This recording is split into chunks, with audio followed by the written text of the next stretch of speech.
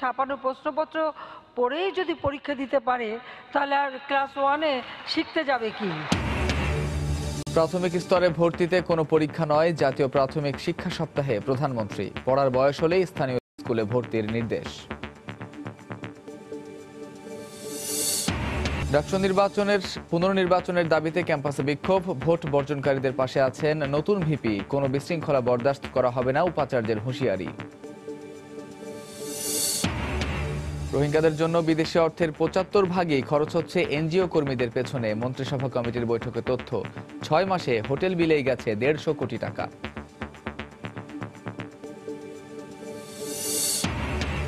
মালয়েশিয়ায় আইন শৃঙ্খলা রক্ষা বাহিনীর সাঁড়াশি অভিযান, গ্রেফতার আতঙ্কে পালিয়ে বেড়াচ্ছেন অবৈধ প্রবাসী বাংলাদেশিরা। বৈধদেরও আটকের অভিযোগ।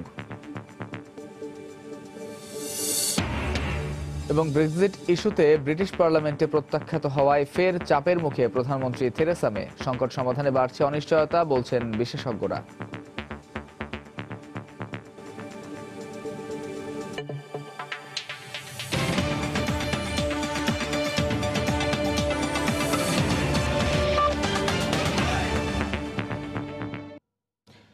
দেখছিলেন শিরোনাম। প্রবাসী সময় সঙ্গে আছি আমি কামরুজ্জামান মামুন। প্রথম শ্রেণীতে ভর্তির ক্ষেত্রে পরীক্ষা পদ্ধতি বন্ধ করার নির্দেশনা দিয়ে প্রধানমন্ত্রী শেখ হাসিনা বলেছেন, স্কুলে ভর্তি হওয়া প্রত্যেক শিক্ষার্থীর অধিকার। প্রথম শ্রেণীতে ভর্তির বয়স হওয়ার সঙ্গে সঙ্গে স্থানীয় স্কুলের শিক্ষার্থীকে ভর্তি করাতে হবে। বুধবার সকালে বঙ্গবন্ধু আন্তর্জাতিক সম্মেলন কেন্দ্রে জাতীয় প্রাথমিক শিক্ষা সপ্তাহ উপলক্ষে আয়োজিত অনুষ্ঠানে বক্তব্য দেন তিনি। শিক্ষা নিয়ে অভিভাবকদের অসুস্থ প্রতিযোগিতা বন্ধেরও আহ্বান জানান প্রধানমন্ত্রী।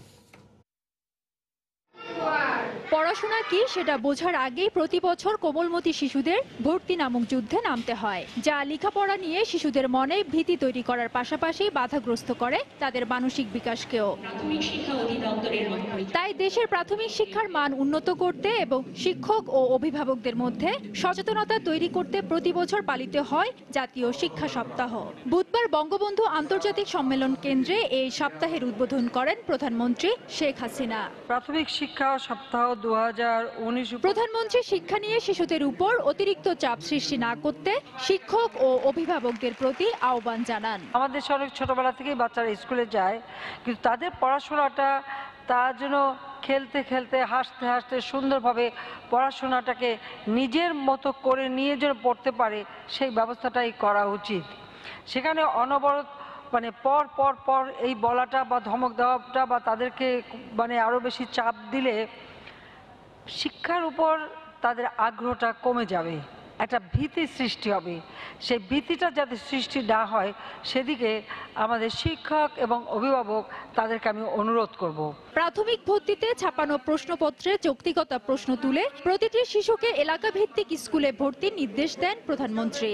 ক্লাস 1-এ ভর্তি যদি ছাপানো প্রশ্নপত্র পড়েই যদি পরীক্ষা দিতে পারে তাহলে আর ক্লাস 1-এ শিখতে যাবে কি?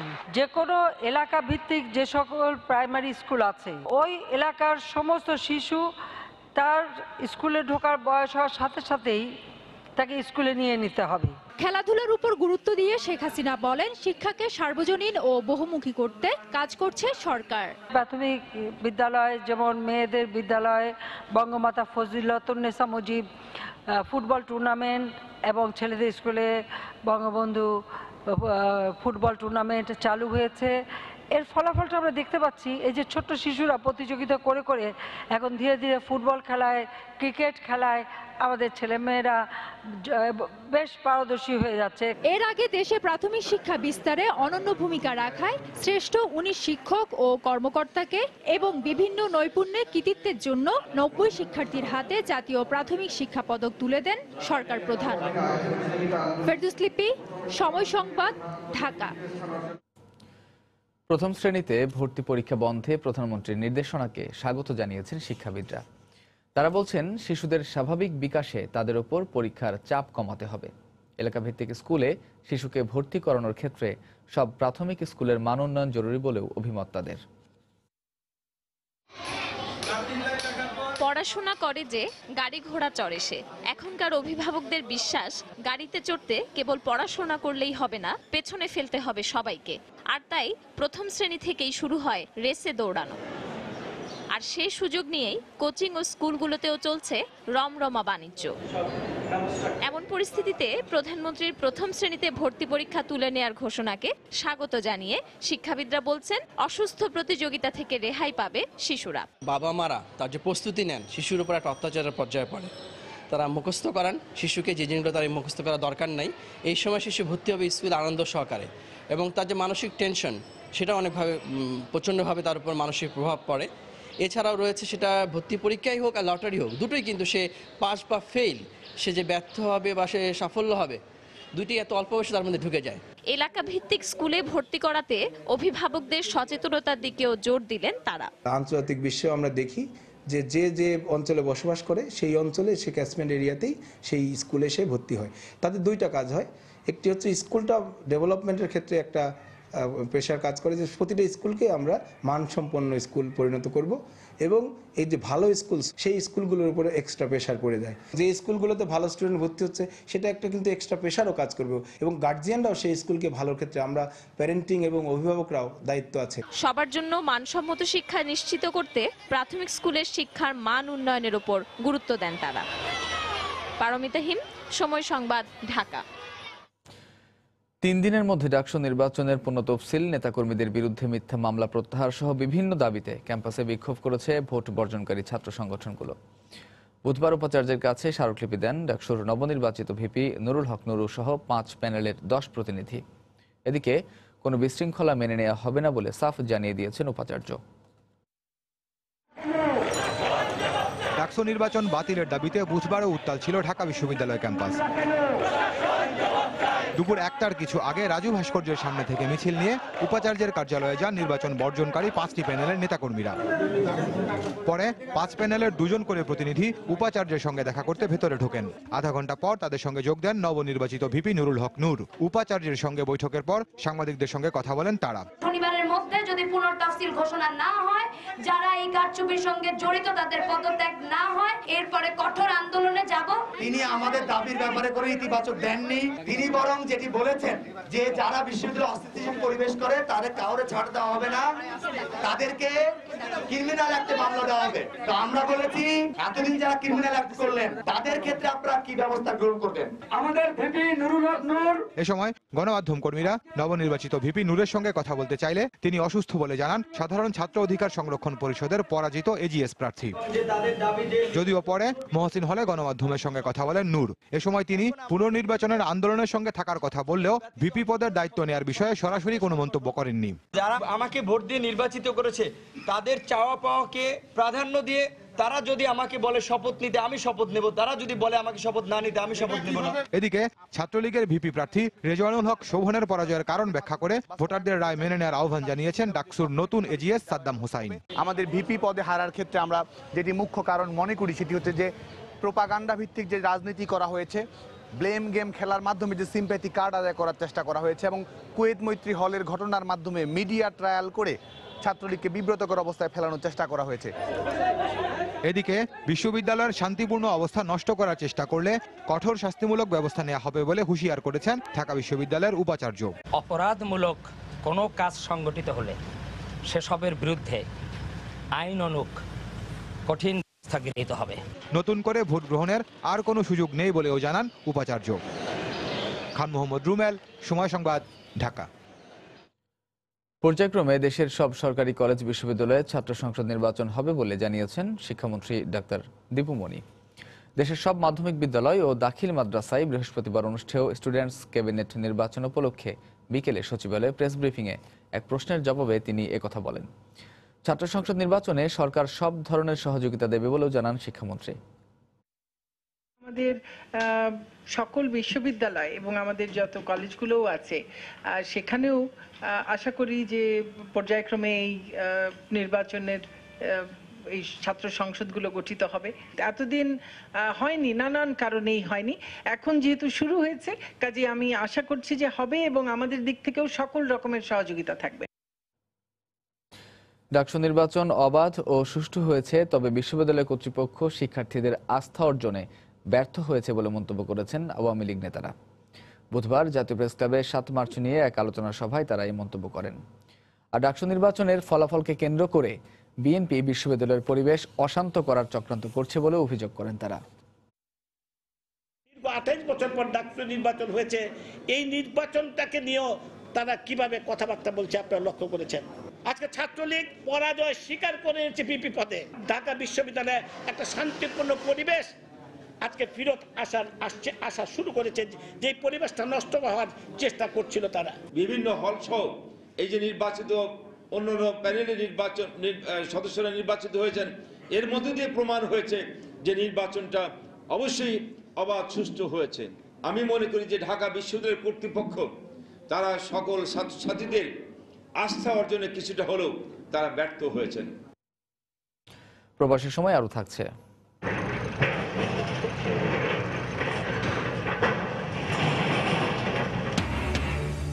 তুরাগ দখলমুক্ত করতে সাভারে সিলিকন সিটি ও আকাশ নীলা হাউজিং এর অবৈধ স্থাপনা উচ্ছেদ, বুড়িগঙ্গায় খেয়াঘাট স্থানান্তর নিয়ে দুই প্রতিমন্ত্রীর পাল্টাপাল্টি বক্তব্য।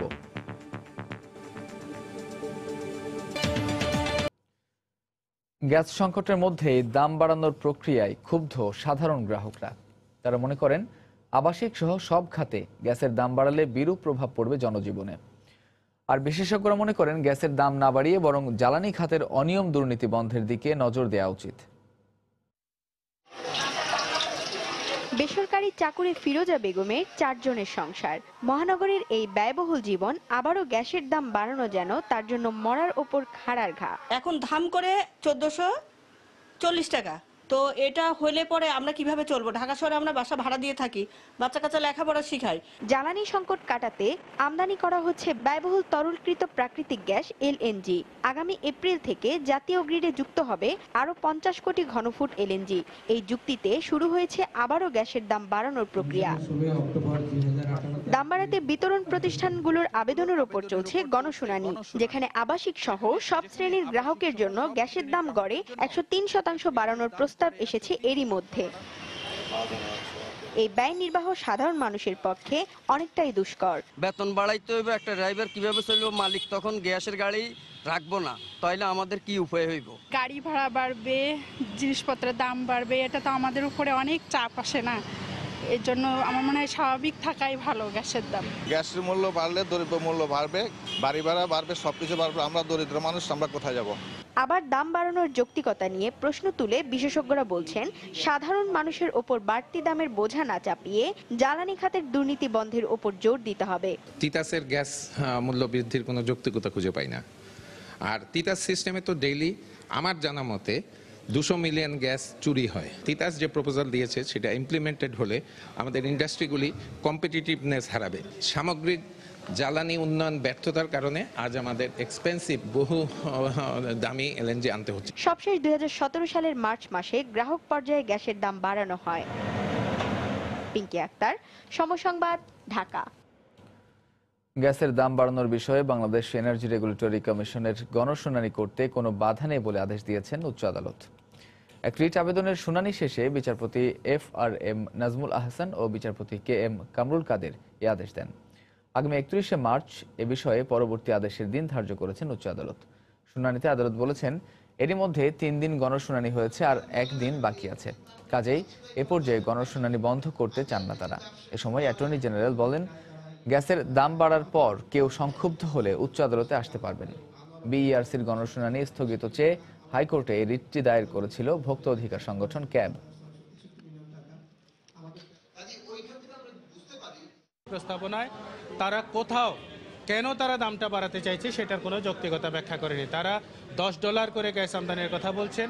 যেই পরিপ্রেক্ষিতে মাননীয় আদালত প্রশ্ন করেছেন যে যেখানে ভারত বাইরের থেকে $6 করে গ্যাস আমদানি করছে, সেখানে আমরা কেন $10 করছি, সেটার কোনো উত্তর বিআরসি কিংবা পেট্রোবাংলার পক্ষ থেকে মহামান্য আদালতের সামনে পেশ করা হয়নি। ফলে এই শুনানির পুরো প্রক্রিয়াটাই হচ্ছে বেআইনি।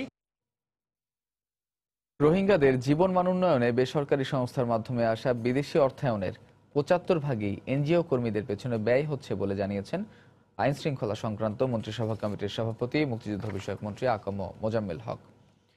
বুধবার সচিবালয় স্বরাষ্ট্র মন্ত্রণালয়ের সভাকক্ষে কমিটির প্রথম বৈঠক শেষে মন্ত্রী জানান, এনজিও কর্মীদের আবাসনেই শত কোটির উপরে খরচ হয়েছে।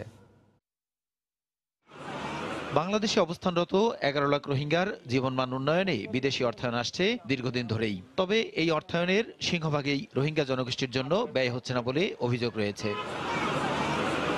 এ অবস্থায় বুধবার সকালে আইন শৃঙ্খলা সংক্রান্ত মন্ত্রিসভা কমিটির প্রথম বৈঠকে উঠে আসে রোহিঙ্গাদের নিয়ে এনজিওগুলোর নানা কার্যক্রমের বিষয়টি। বৈঠক শেষে কমিটির সভাপতি মুক্তিযুদ্ধ বিষয়ক মন্ত্রী বলেন, গত 6 মাসে এনজিও কর্মীদের হোটেল বিলে খরচ হয়েছে 150 কোটি টাকার বেশি। বিদেশি অর্থায়নের 25 ভাগও রোহিঙ্গাদের জন্য ব্যয় হচ্ছে না বলে জানান তিনি। অনেক এনজিও ধারণা করা হচ্ছে, আমাদের গোয়েন্দা রিপোর্টে আমরা সেগুলো লক্ষ্য করছি যে ইল মোটিভ নিয়ে কাজ করে, এবং আপনারা শুনলে অবাক হবেন 150 কোটি টাকার উপরে হোটেল বিল দিয়েছে এনজিওদের। এই বিদেশ থেকে যে টাকা আনে সেটা যারা ভুক্তভোগী অর্থাৎ যারা রোহিঙ্গা তাদের জন্য 25% খরচ হয় না। আমরা পর্যালোচনা করে দেখেছি 75 ভাগে খরচ হয় যারা এগুলো দেখাশোনা করার জন্য যারা আসে ওনাদের জন্য। রোহিঙ্গাদের ভাষান্তরে স্থানান্তর নিয়ে বিদেশিদের উদ্বেগের কোনো কারণ নেই বলেও মন্তব্য করেন মন্ত্রী। ভাষান্তরে রেখে দিবে না চিটাঙে রেখে দেবে এইটা তো বিদেশের কনসার্ন হওয়ার কথা না। তারা মানবেতর জীবনযাপন যাতে না করে, তাদের সুষ্ঠু লেখাপড়ার সুযোগ আছে কিনা, চিকিৎসার সুযোগ আছে কিনা, টয়লেট ফ্যাসিলিটি আছে কিনা, এই সমস্ত জিনিস দেখা। সে ব্যাপারে যদি তারা কোনো কনসার্ন থাকে নিশ্চয়ই সরকার সেটা বিবেচনায় নেবে। অতীতের যে কোনো সময়ের চেয়ে আইন শৃঙ্খলা পরিস্থিতি ভালো দাবি করে মোজাম্মেল হক বলেন, সন্ত্রাস ও জঙ্গিবাদ নিয়ন্ত্রণে কঠোর নজরদারির নির্দেশ দেওয়া হয়েছে। প্রসূন আশিস, সময় সংবাদ, ঢাকা। অস্বাস্থ্যকর পরিবেশে খাবার তৈরি এবং পচা বাসি খাবার মজুদের অভিযোগে ঢাকা মেডিকেলের 6টি ক্যান্টিনকে 4.5 লাখ টাকা জরিমানা করেছে ভোক্তা অধিকার সংরক্ষণ অধিদপ্তর। ভেজাল খাদ্যের বিরুদ্ধে অভিযান অব্যাহত থাকবে বলে জানানো হয়েছে। অভিযানকে স্বাগত জানিয়েছেন ঢাকা মেডিকেলের পরিচালক। এছাড়া রাজধানীর মিরপুরে প্রিন্স সুইটস অ্যান্ড বেকারিতে অভিযান চালিয়ে মেয়াদ উত্তীর্ণ খাবার এবং নিষিদ্ধ রং ব্যবহারের অভিযোগে 4 লাখ টাকা জরিমানা করেছে বাংলাদেশ নিরাপদ খাদ্য কর্তৃপক্ষ। ভেজাল বিরোধী কার্যক্রমের অংশ হিসেবে বুধবার ঢাকা মেডিকেলের রোগী, চিকিৎসক ও শিক্ষার্থীদের ক্যান্টিন সহ 6টি ক্যান্টিনে অভিযান চালায় ভোক্তা অধিকার সংরক্ষণ অধিদপ্তর। এই সময় ক্যান্টিনগুলোতে অস্বাস্থ্যকর পরিবেশে খাবার তৈরি ছাড়াও পচা বাসি খাবার মজুদের প্রমাণ পায়। এই অভিযোগে 6টি ক্যান্টিনকে 4.5 লাখ টাকা জরিমানা করা হয়। আজকে এখানে আমরা রেস্টুরেন্টে দেখুন এই তেলাপোকা পাওয়া, তারপরে সবচেয়ে বড় কথা হলো খাদ্য ব্যবস্থাপনার মানটুকু, যেটি যে খাদ্য যেভাবে নিচে রাখতে হবে, একজনের স্যান্ডেল রয়ে গেছে, তার পাশে আমরা দেখলাম যে খাবারগুলো নিচে ফেলে রেখেছে। এই অভিযানকে স্বাগত জানিয়ে ঢাকা মেডিকেলের পরিচালক জানান, তাদের পক্ষ থেকে নানা উদ্যোগ নেওয়ার পরও ক্যান্টিনগুলো খাবারের মান ও পরিবেশ ঠিক করা যাচ্ছে না। এই ধরনের অভিযান অব্যাহত থাকলে মেডিকেলের খাবারের মান ও পরিবেশ উন্নত হবে। কিছুটা অনিয়ম, অব্যবস্থাপনা, অনিয়ম না বলে অব্যবস্থাপনা দেখা গেছে, সেগুলি খুবই যৌক্তিক এবং আমরা এটাকে ওয়েলকাম করি। এবং আমি ওনাদেরকে বলছি যে আমরাও চেষ্টা করছি। আমরা আসলে তাদেরকে বিভিন্ন সময় নির্দেশনা দেই, ধরি, কিছু বিভিন্ন সময় হয়তো কিছু আমরা হুমকিও দেই। তারপরেও দেখা যাচ্ছে যে অনেক সময় সেগুলো তারা হয়তো কমপ্লাই করে না। তবে আজকে যেটা ওনারা করেছে, যে যেহেতু এখানে জরিমানার ব্যবস্থাটা করে দিয়েছে, সো এটা কিন্তু একটা বড় একটা দণ্ড আমি মনে করি। এর আগে সকালে রাজধানী মিরপুরে প্রিন্স সুইটস অ্যান্ড বেকারিতে অভিযান চালায় বাংলাদেশ নিরাপদ খাদ্য কর্তৃপক্ষ। এ সময় মেয়াদ উত্তীর্ণ খাবার এবং নিষিদ্ধ রং ব্যবহারের অভিযোগে প্রতিষ্ঠান থেকে 4 লাখ টাকা জরিমানা করা হয়। মাংস পাওয়া গেছে, তাই স্মেল নিয়ে দেখা গেলো একদম পচে গেছে, সেগুলো তারা কিন্তু স্টোরে রেখে দিয়েছেন। এছাড়াও যেখানে পেস্ট্রি বানাচ্ছেন সেখানে বিভিন্ন কালারের উপস্থিতি পাওয়া গেছে, তার অধিকাংশ হচ্ছে মেয়াদ উত্তীর্ণ, যা বিষয়গুলো একেবারে হচ্ছে নিরাপদ খাদ্য বিরোধী কাজ। খাদ্যে ভেজাল বিরোধী এই অভিযান ভবিষ্যতেও চলবে বলে জানানো হয়। শাহরিয়ার জামান দ্বীপ, সময় সংবাদ, ঢাকা। রাজধানীর সোয়ারীঘাট এলাকায় 17টি অবৈধ পলিথিন কারখানায় অভিযান চালিয়ে 26 লাখ টাকা জরিমানা করেছেন র্যাবের ভ্রাম্যমাণ আদালত। এছাড়া কারখানাগুলোকে সিলগালা করার পাশাপাশি বিদ্যুৎ সংযোগও বিচ্ছিন্ন করা হয়। বুধবার দুপুরে নির্বাহী ম্যাজিস্ট্রেট সারোয়ার আলমের নেতৃত্বে র্যাব 10 এর একটি টিম সোয়ারীঘাটের বিভিন্ন কারখানায় অভিযান চালায়। এ সময় সেখানে ঝুঁকিপূর্ণ বিভিন্ন ভবনে গড়ে ওঠা কারখানাগুলো থেকে মালামালও জব্দ করা হয়। র্যাবের নির্বাহী ম্যাজিস্ট্রেট জানান, যে কোনো সময় পুরান ঢাকার চুরিহাট্টার মতো বড় ধরনের দুর্ঘটনা ঘটতে পারে এ ধরনের কারখানায়। পর্যায়ক্রমে সব অবৈধ কারখানায় অভিযান চালানো হবে বলেও জানান তিনি।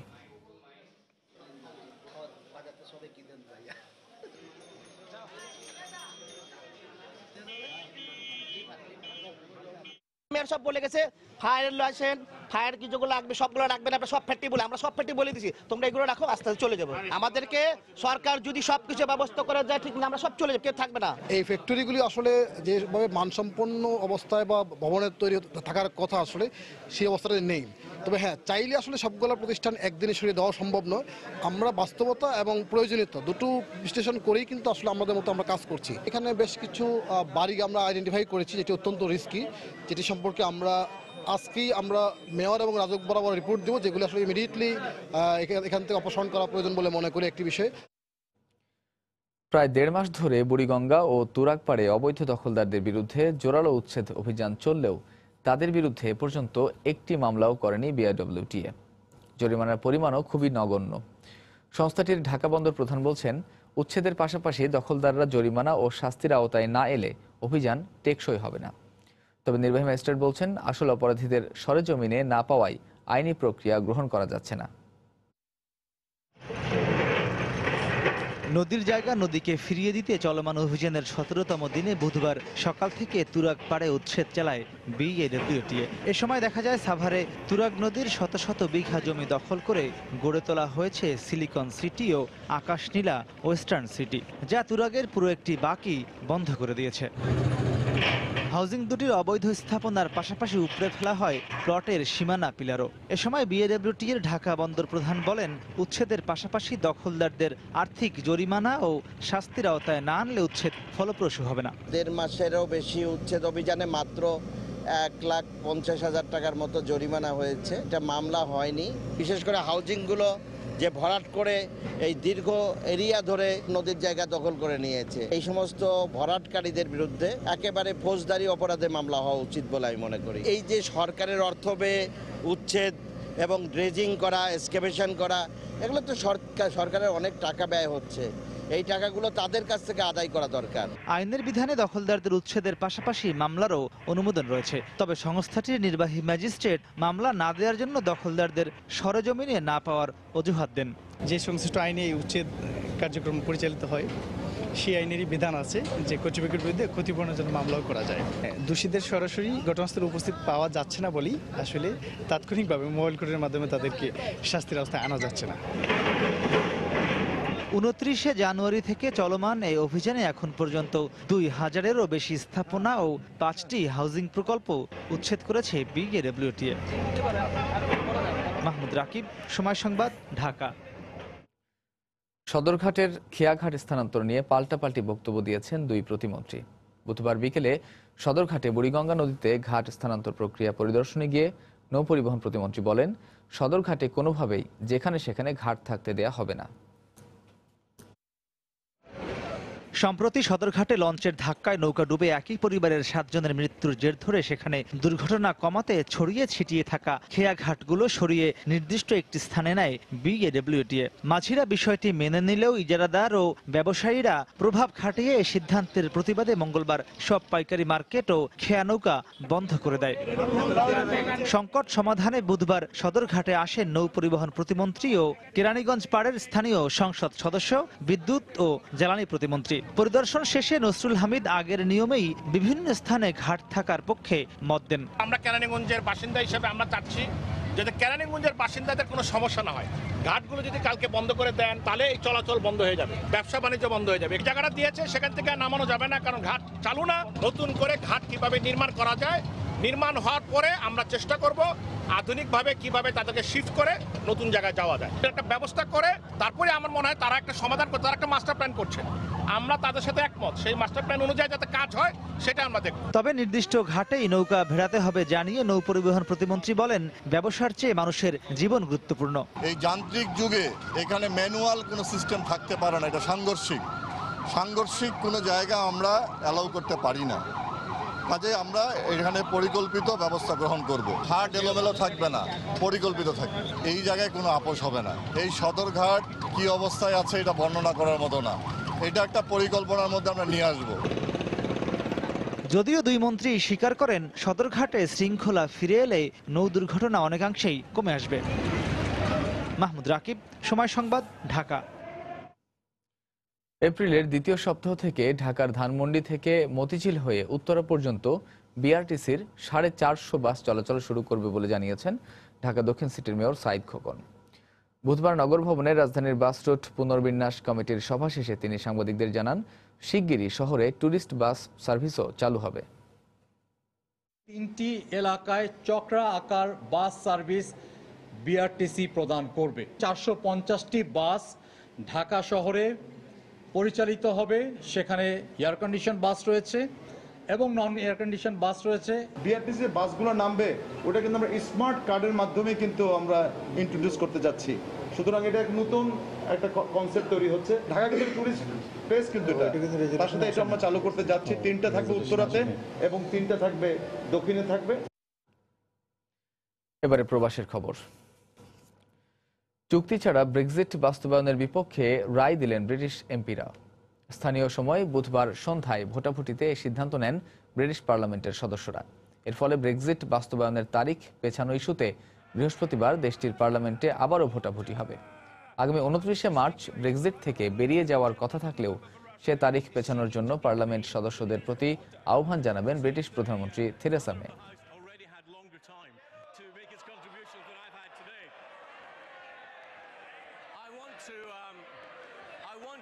And I thank her for her courtesy in telling me in the House. However, I am advised that her co-secretary, assurances that the minister said, but they were. এদিকে ব্রিটিশ পার্লামেন্টে প্রত্যাখ্যাত হওয়ায় আবারও চাপের মুখে পড়লেন ব্রিটিশ প্রধানমন্ত্রী থেরেসা মে। বিশেষজ্ঞরা বলছেন, এর মধ্য দিয়ে সংকট সমাধানে বেড়েছে অনিশ্চয়তা। লন্ডন থেকে বিস্তারিত জানাচ্ছেন শোয়েব কবির। ব্রিটিশ প্রধানমন্ত্রী থেরেসা মে রাজনৈতিক জীবনের সম্ভবত সবচেয়ে কঠিন সময়গুলো পার করছেন এখন। ব্রেক্সিট চুক্তি নিয়ে গত কয়েক সপ্তাহ ইউরোপীয় ইউনিয়নের নেতাদের সাথে নতুন দেন দরবার করে কিছুটা পরিবর্তিত আকারে চুক্তিটি আবার পার্লামেন্টে তুলে ধরলো তা প্রত্যাখ্যাত হয়। এখন খোলা রয়েছে দুটো বিকল্প পথ, যার একটি হলো কোনো চুক্তি ছাড়াই এই বিচ্ছেদ প্রক্রিয়া সম্পন্ন করা, আর অপরটি হলো বিচ্ছেদ প্রক্রিয়ার সময় বাড়ানোর জন্য ইউরোপীয় ইউনিয়নের কাছে আবেদন করা। দুইটা পথ খোলা আছে। একটা হচ্ছে যে অচিরেই উনি চলে যাবেন নো ডিল ব্রেক্সিটের উপর ভোটাভুটিতে, এবং উনি বলছেন এটা ফ্রি ভোট হবে হুইপ ছাড়া। তো ওখানে যদি হেরে যান তাইলে আর কোনো চয়েস নাই, কি বলে ডেডলাইন যেটা ছিল 29শে মার্চ, ওইটাকে বৃদ্ধি করার জন্য, এক্সটেন্ড করার জন্য আবার ভোটাভুটি হবে। সময় যতই এগিয়ে যাচ্ছে ব্রিটেন ও ইউরোপের বিচ্ছেদ প্রক্রিয়া ততই জটিল ও অনিশ্চয়তার মুখোমুখি হচ্ছে। হতাশার মাত্রা বেড়েই চলছে ব্রিটেনবাসীর মাঝে। ব্রেক্সিট নিয়ে ব্রিটেনবাসীর কোনো আশা নেই। আমরা সবাই কিন্তু ব্রিটেনের সবাই রাজনীতিবিদ বলেন অথবা সাধারণ মানুষ বলেন, সবাই কিন্তু হতাশায় ভুগছেন। কারণ এই গত 3 বছরে যে অবস্থা দাঁড়িয়েছে, দিন দিন কিন্তু ইকোনমিক কন্ডিশন আরো খারাপ হয়েছে। এই বছরের 29শে মার্চের মধ্যে ব্রিটেন ইউরোপীয় ইউনিয়ন ছেড়ে আনুষ্ঠানিকভাবে বের হয়ে যাওয়ার কথা। জানুয়ারির পর আবারও পরাজয়ের মুখোমুখি ব্রিটিশ প্রধানমন্ত্রী থেরেসা মে। এই ব্রেক্সিট ইস্যুকে কেন্দ্র করে খুব সহজেই প্রধানমন্ত্রী হয়েছিলেন ক্ষমতাশীল এই নারী। তবে একের পর এক তোপের মুখে কঠিন চ্যালেঞ্জের সামনে থেরেসা মে অনেকটাই কোণঠাসা হয়ে গেছেন। এখন দেখার বিষয় ব্রেক্সিট ইস্যুর শেষ গন্তব্য কোথায়। শোয়েব কবির, সময় সংবাদ, লন্ডন। মালয়েশিয়ায় গ্রেফতার আতঙ্কে পালিয়ে বেড়াচ্ছেন বৈধ অবৈধ প্রবাসী বাংলাদেশিরা। প্রতিদিনই তাদের তাড়া করছে ইমিগ্রেশন পুলিশ। বাসা, কারখানায়, শপিং মল, এমনকি বন জঙ্গলেও দিনরাত চলছে সাঁড়াশি অভিযান। এতে আটক হচ্ছেন বৈধ প্রবাসীরাও। বিস্তারিত মালয়েশিয়া প্রতিনিধি মোহাম্মদ আব্দুল কাদেরের রিপোর্টে। মালয়েশিয়ায় বসবাসের বৈধ কাগজপত্র থাকার পরও প্রতিনিয়ত আটক হচ্ছেন বহু প্রবাসী বাংলাদেশি। বর্তমানে মালয়েশিয়ায় আউটসোর্সিং কোম্পানির অ্যাপ্রুভাল বন্ধ থাকায় নামবিহীন দালালের মাধ্যমে বৈধ হয়ে অন্যত্র কাজের মধ্যেই জেলে যেতে হচ্ছে তাদের। দেশটির আইন অনুযায়ী যে মালিকের নামে ভিসা করা হয়, সেই মালিক ব্যতীত অন্যত্র কাজ করলেই তাদেরকে অবৈধ হিসাবে গণ্য করা হয়। আর তাই চলমান অভিযানে আতঙ্কে ভুগছেন প্রবাসী শ্রমিকরা। সারাদিনে এত কষ্ট করে কাজ করে যে একবারে আপনার যে রুমে যে একবারে দুটো সাইডে খেয়ে আবার দৌড় মারতে হয় বন জঙ্গলে। সাধারণ প্রবাসী যারা মালয়েশিয়াতে আছে তারা খুবই আতঙ্কের ভিতরে দিন কাটাচ্ছে, কখন কি হয়। পাসপোর্ট থাকা সত্ত্বেও আমাদেরকে পুলিশে ধরে নিয়ে যায়। দেখা গেল আমি ভাত খাচ্ছি, এমন একটা গাড়ি অ্যাম্বুলেন্সের শব্দ পালো ঝাঁপ মেরে উঠছে থাল নিয়ে, যে ওই পথে পুলিশ এসেছিল। এর মধ্যে অভিযোগ উঠেছে হাজার হাজার রিঙ্গিত লেবি ফি জমা দিয়েও কাঙ্ক্ষিত ভিসা স্টিকার পাচ্ছেন না শ্রমিকরা। 10,000 রিঙ্গিত দিছি, আমরা 12,000 রিঙ্গিত দিছি, তারপর আমাদেরকে আজকে 5 বছর ব্ল্যাক লিস্ট মেরে দিচ্ছে। পারমিট করতে যাচ্ছি, মালয়েশিয়া ইমিগ্রেশনের কাছে আমরা বিভ্রান্ত হচ্ছি। তবে এ বিষয়ে মালয়েশিয়ার বাংলাদেশ হাইকমিশনে যোগাযোগ করা হলে অভিযোগ অস্বীকার করেন শ্রম কাউন্সিলর। আমাদের কাছে তো এই ধরনের কোনো তথ্য নাই যে বৈধ শ্রমিকদের থেকেও ধরে নিয়ে যাচ্ছে। আপনাকে পরীক্ষা করে দেখেন যে বিষয়টা অথেন্টিক কিনা, কি কারণে ভিসা হচ্ছে সেটা ওরা যাদের কাছে জমা দিতে তারা বলতে পারবে। মালয়েশিয়ায় বসবাসরত অবৈধদের বৈধতায় ঘোষিত সাধারণ ক্ষমার মেয়াদ শেষ হয় গত বছরের 30 জুন। চলতি বছরের জানুয়ারি থেকে মালয়েশিয়ার বিভিন্ন জায়গায় অভিযানে আটক করা হয় প্রায় 35,000 অবৈধ অভিবাসীকে। যাচাই বাছাই শেষে গ্রেপ্তার করা হয় বাংলাদেশি সহ বিভিন্ন দেশের প্রায় 10,000 অভিবাসীকে। দেশের অর্থনীতিতে বছরের পর বছর অবদান রেখে যাচ্ছে এসব রেমিটেন্স যোদ্ধারা। দেশের উন্নয়নের মহাশক্তি রেমিটেন্স যেমন দেশের জন্য প্রয়োজন, ঠিক তেমনি রেমিটেন্স যোদ্ধাদের সুযোগ সুবিধাও দেখার দায়িত্ব সবার। তাদের প্রত্যাশা বাংলাদেশ দূতাবাস সহ সংশ্লিষ্ট ঊর্ধ্বতন কর্তৃপক্ষ যদি এসব সমস্যা সমাধানে এগিয়ে আসে তাহলেই উপকৃত হবে এসব শ্রমিকরা। মালয়েশিয়ার সেরাং থেকে মোহাম্মদ আব্দুল কাদের, সময় সংবাদ।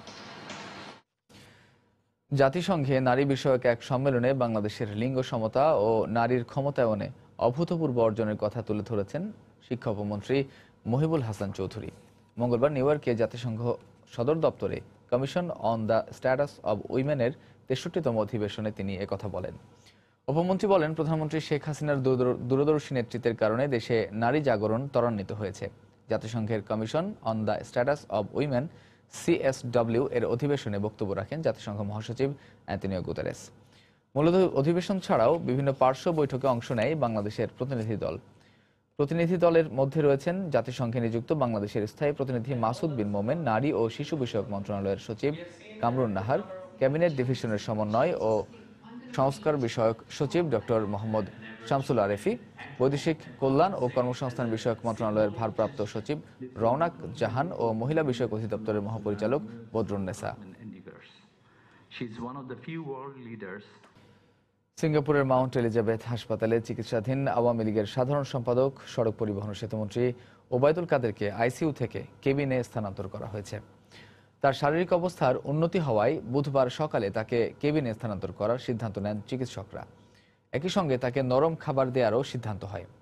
আগামী সপ্তাহে সুবিধাজনক সময়ে ওবায়দুল কাদেরের বাইপাস সার্জারির প্রস্তুতি নেওয়া হচ্ছে বলে জানান সিঙ্গাপুরে তার চিকিৎসা সমন্বয়ক, বঙ্গবন্ধু শেখ মুজিব মেডিকেল বিশ্ববিদ্যালয়ের পরিচালক অধ্যাপক ডাক্তার আবু নাসার রিজভী।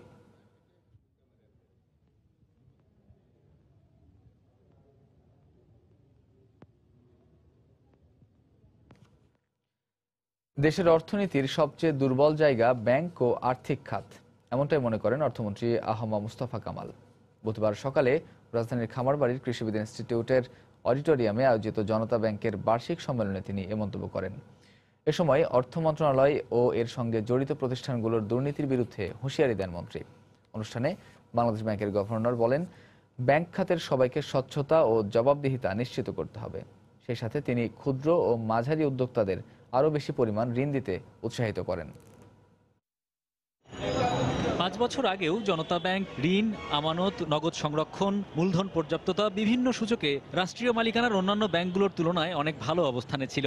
কিন্তু গেল 2 বছরেই ব্যাংকটির খেলাপি ঋণ বেড়েছে 3 গুণ। শুধুমাত্র অ্যাননটেক্স ও ক্রিসেন্ট গ্রুপের কাছেই ব্যাংকটির পাওনা 10,000 কোটি টাকারও বেশি। বর্তমানে জনতা ব্যাংকের মূলধন ঘাটতি 5,000 কোটি টাকা ছাড়িয়েছে। এসব পরিসংখ্যানের পাশাপাশি 2018 সাল শেষে 964 কোটি টাকার পরিচালন মুনাফা, 1200 কোটি টাকার শ্রেণীকৃত ঋণ কমানো, আমদানি রপ্তানি বাণিজ্যে প্রবৃদ্ধির চিত্র উঠে আসে জনতা ব্যাংকের বার্ষিক সম্মেলনে। শাখাবাড়ি বিভিন্ন ব্যবসায়িক সূচকাঙ্ক অর্জন ইতিবাচক হলেও বৃহৎ দুটি গ্রুপভুক্ত ঋণ খেলাপি হয়ে পড়ায় আমরা চ্যালেঞ্জের সম্মুখীন হয়েছি।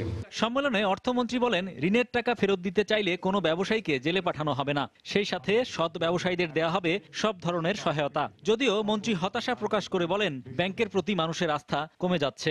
আমাদের এখন এই মুহূর্তে সবচেয়ে যে দুর্বলতম জায়গাটি সেটি হচ্ছে আমাদের ব্যাংক এবং সকল আর্থিক প্রতিষ্ঠান।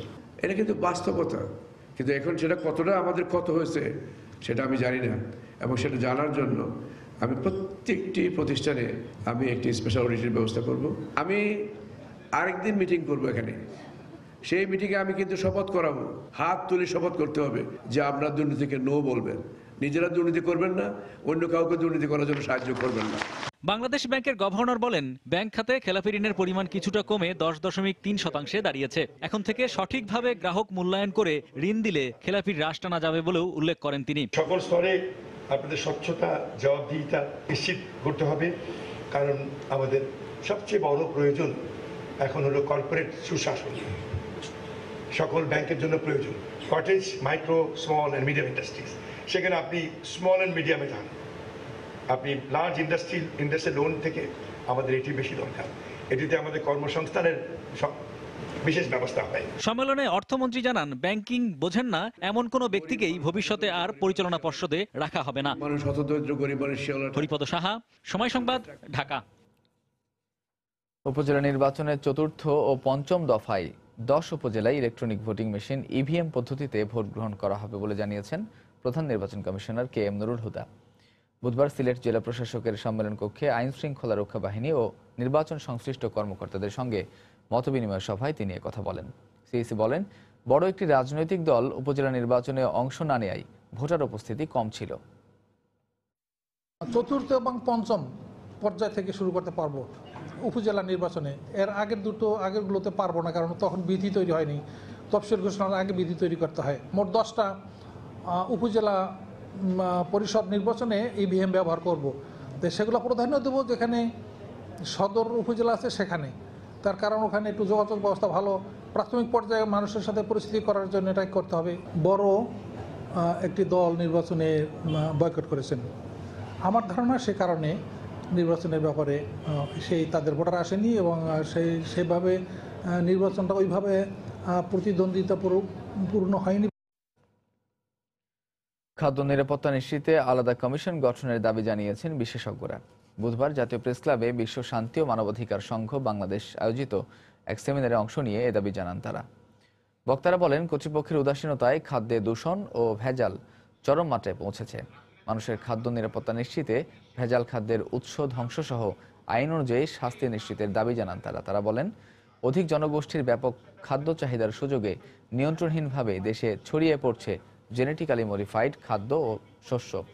ভেজাল গ্রহণের কারণে নানা রোগে আক্রান্ত একজন মানুষের ওষুধের খরচ খাবারের খরচের চেয়েও বেশি। এদিকে লোকসভা নির্বাচনে প্রার্থী ঘোষণার পর দিনই প্রচারে নেমেছে তৃণমূল কংগ্রেস। কলকাতার সঙ্গে থেমে নেই জেলা শহরগুলোতে তৃণমূলের প্রচারও। পশ্চিমবঙ্গে 4টি রাজনৈতিক দল থাকলেও রাজ্যবাসী তৃণমূল এবং বিজেপি শিবিরেই বিভক্ত হয়ে পড়েছে। তাই দুই শিবিরের সমর্থকদের মধ্যে চলছে তর্ক বিতর্ক। বিস্তারিত সুব্রত আচার্যের রিপোর্টে ক্যামেরায় ছিলেন সৌমেন রায়চৌধুরী। 42 আসনে মঙ্গলবার প্রার্থী ঘোষণার পর বুধবার সকাল থেকেই প্রচারে নেমেছেন তৃণমূল কংগ্রেসের প্রার্থীরা। গত লোকসভা নির্বাচনে 34টি আসনে জয় পেলেও এবার সব আসনেই জয়ের লক্ষ্যে প্রচার শুরু করেছেন দলটির কর্মী সমর্থকরা। আমার মনে হয় এর থেকে আর 42 আমার টার্গেট ওটা আছে, 42 টিএমসি পাবে।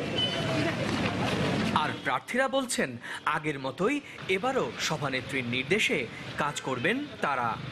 দল আমাকে গুরুদায়িত্ব দিয়েছে, লড়াই করে আমি নিশ্চিতভাবে এই সিটে আগের চেয়ে দ্বিগুণ মার্জিনে লাভ করে আমি এলাকার আরও বেশি উন্নয়ন করতে পারি, মানুষের কাজ যাতে করতে পারি, সেটাই আমার সংকল্প। অন্যদিকে রাজ্য বিজেপির সমর্থকরা নিজেদের দলের জয়ের ব্যাপারে শতভাগ আশাবাদী। এদিকে পশ্চিম বাংলাতে বিজেপিকে চাই, এনে রাখবো আমরা। গোটা রাজ্য জুড়েই এই চায়ের টেবিলে ঝড় ওঠার অবস্থা। চায়ের চুমুক দিতে দিতে রাজনৈতিক দলের সমর্থকরা কিন্তু প্রত্যেকেই দাবি করছেন তাদের পছন্দের দলই রাজ্যের 42টি আসনের 42টি পাবেন। কলকাতার ডালহৌসি এলাকা থেকে সুব্রত আচার্য, সময় সংবাদ।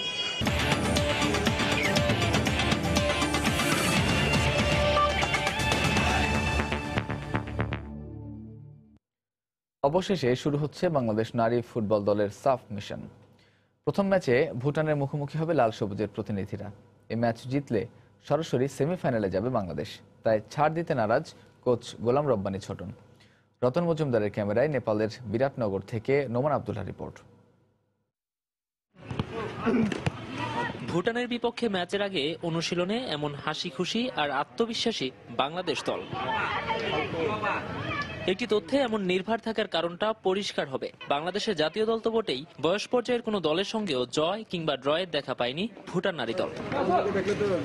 তবে অতি আত্মবিশ্বাসে পয়েন্ট খোয়াতে চায় না মেয়েরা। প্রথমবারের মতো স্টেডিয়ামে অনুশীলনের সুযোগে নিজেদের ঝালিয়ে নিয়েছেন সাবিনা, মৌসুমীরা। ম্যাচ জয়ের ব্যাপারে বেশ আত্মবিশ্বাসী সবাই। আমরা যে বাংলাদেশ থেকে যে টার্গেট নিয়ে এসেছি সেমিফাইনাল, ভুটান ম্যাচটা উইন করার মাধ্যমে আমরা সেই লক্ষ্যে পৌঁছাতে পারবো। আমাদেরও এই জিনিসটা মাথায় আছে যে আমাদের ইন্ডিয়াকে অ্যাভয়েড করতে হবে। তো আমরা চেষ্টা করবো যে আমাদের সর্বোচ্চটা দিয়ে আমরা যেন একটা ভালো একটা ফিনিশিং দিতে পারি। বাংলাদেশের জন্য কাজটা আরো সহজ করে দিয়েছে নেপাল। প্রথম ম্যাচেই তারা হারিয়ে দিয়েছে ভুটানকে। সমীকরণটা তাই সহজ, জিতলেই সোজা সেমিফাইনালে। পথটা তাই সুগম করে রাখতে চায় টিম ম্যানেজমেন্টও। আমাদের নিজেদের খেলায় থাকতে হবে, নিজেদের পারফরমেন্স করতে হবে। আশা করি যে সুযোগ আসবে, সুযোগ কাজে লাগালে আমরা ম্যাচ জয়লাভ করে ইনশাল্লাহ মারতে পারি। আমার বিশ্বাস যে আমরা ভুটানের সঙ্গে একটা ভালো মার্জিনে জয়লাভ করে দেশবাসীর মুখে হাসি ফোটাবো। আগের দিন ম্যাচ খেলে ক্লান্ত ভুটানিরা বাংলাদেশের বিপক্ষে ম্যাচের আগে অনুশীলনের ধকল নেয়নি। সবশেষ নারী সাফ চ্যাম্পিয়নশিপের ফাইনাল খেলেছিল বাংলাদেশ। এবারও ঠিক একই লক্ষ্য নিয়ে নেপালে এসেছে বাংলাদেশের মেয়েরা। এবারও টার্গেট ফাইনাল, তবে তার আগে পেরোতে হবে গ্রুপ পর্বের বাধা। আর সেই বাধায় সবার আগে প্রথম নামটা ভুটানের। আর ভুটানকে হারাতে পারলে সেমিফাইনালে এক পা দিয়ে রাখবে বাংলাদেশের মেয়েরা। শহীদ রংসালা স্টেডিয়াম থেকে নোমান আব্দুল্লাহ, সময় সংবাদ, বিরাটনগর, নেপাল। এ পর্যায়ে শীর্ষ সংবাদ জানিয়ে দিচ্ছি আরেকবার। ছাপানো প্রশ্নপত্র পড়েই যদি পরীক্ষা দিতে পারে তাহলে আর ক্লাস 1-এ শিখতে যাবে কি? প্রাথমিক স্তরে ভর্তিতে কোনো পরীক্ষা নয়, জাতীয় প্রাথমিক শিক্ষা সপ্তাহে প্রধানমন্ত্রী। পড়ার বয়স হলে স্থানীয় স্কুলে ভর্তির নির্দেশ। ডাকসু পুনর্নির্বাচনের দাবিতে ক্যাম্পাসে বিক্ষোভ, ভোট বর্জনকারীদের পাশে আছেন নতুন ভিপি। কোনো বিশৃঙ্খলা বরদাস্ত করা হবে না, উপাচার্যের হুঁশিয়ারি। রোহিঙ্গাদের জন্য বিদেশে অর্থের ৭৫ ভাগই খরচ হচ্ছে এনজিও কর্মীদের পেছনে। মন্ত্রিসভা কমিটির বৈঠকে তথ্য, ৬ মাসে হোটেল বিলে গেছে ১৫০ কোটি টাকা। মালয়েশিয়ায় আইন শৃঙ্খলা রক্ষা বাহিনীর সাঁড়াশি অভিযান, গ্রেফতার আতঙ্কে পালিয়ে বেড়াচ্ছেন অবৈধ প্রবাসী বাংলাদেশিরা। বৈধদেরও আটকের অভিযোগ। এবং ব্রেক্সিট ইস্যুতে ব্রিটিশ পার্লামেন্টে প্রত্যাখ্যাত হওয়ায় ফের চাপের মুখে প্রধানমন্ত্রী থেরেসা মে। সংকট সমাধানে বাড়ছে অনিশ্চয়তা, বলছেন বিশেষজ্ঞরা।